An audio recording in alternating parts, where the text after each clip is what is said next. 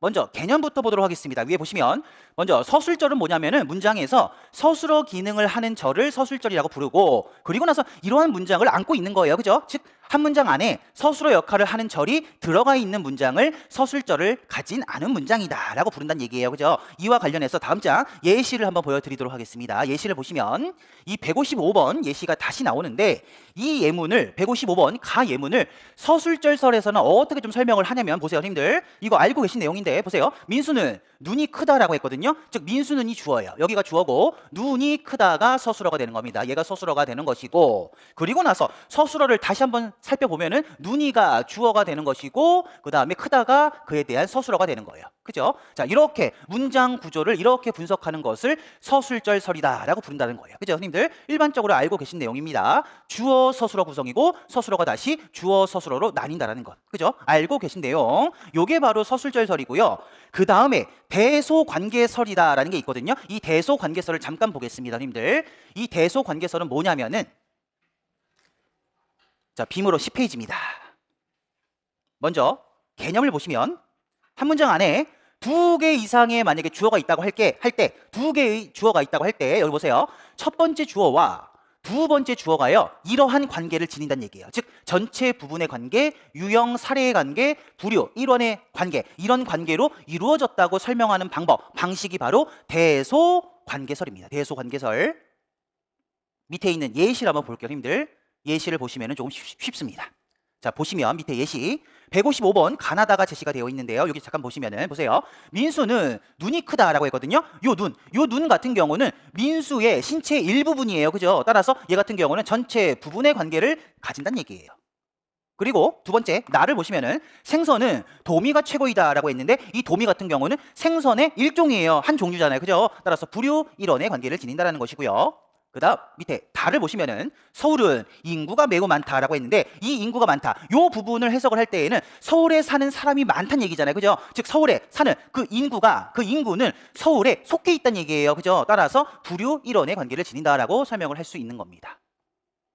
자, 이렇게 즉 두 개의 주어가 있다고 할 때, 이때 그 두 개의 주어가 전체 부분, 유형, 사례, 부류, 일원의 관계를 지닌다라고 이루어졌다라고 설명하는 방식이 바로 대소관계설이다라고 이해를 하시면 되겠습니다. 이러한 대소관계설 같은 경우는 여기 가나다 요 세 개의 문장을 설명하기에는 적합해요. 그런데 그 다음 장에 나오는 여기 보세요. 여기 마하고 바요. 이 마하고 바 예문을 설명하기에는 조금은 제한, 한계가 있다는 얘기예요. 한번 보시죠, 님들. 보시면 마하고 바, 요 예문을 대소관계설로 한번 보면은, 보세요 님들.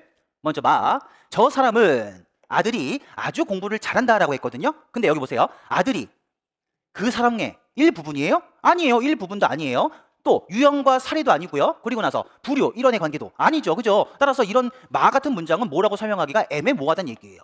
또 밑에 바를 보시면은 국어학은 취직이 가장 쉽다라고 했거든요. 요 취직도요, 국어학의 부분도 아니고요, 사례도 아니고요, 이론도 아니에요. 그죠? 이 문장도 똑같이 뭐라고 설명하기가 애매모호하다는 얘기예요. 이런 예문들 같은 경우는. 그죠? 대소관계설로. 그리고 나서 여기 155번 마하고 바 예문 같은 경우는 즉 엄밀히 말해서 이중 주어문이라고 보기도 애매하다. 즉 이중 주어문이라고 할 수도 없다는 얘기예요. 왜냐면은 이 마하고 바 예문 같은 경우는 여기 보시면은 저 사람은 국어학은이라고 했거든요. 즉 저 사람 국어학, 이러한 주제요. 주제를 정해놓고 그 주제에 대해서 뒤는 설명하는 부분이 나온다는 얘기예요. 따라서 이 마하고 바 예문 같은 경우는 여기 보세요. 즉 어떤 주제, 특정 주제를 정해놓고 그 주제와 관련해서 밀접하게 관련되는 사실을 설명하는 언급이 뒤에 이어지는 구조다. 이런 문장 같은 경우는.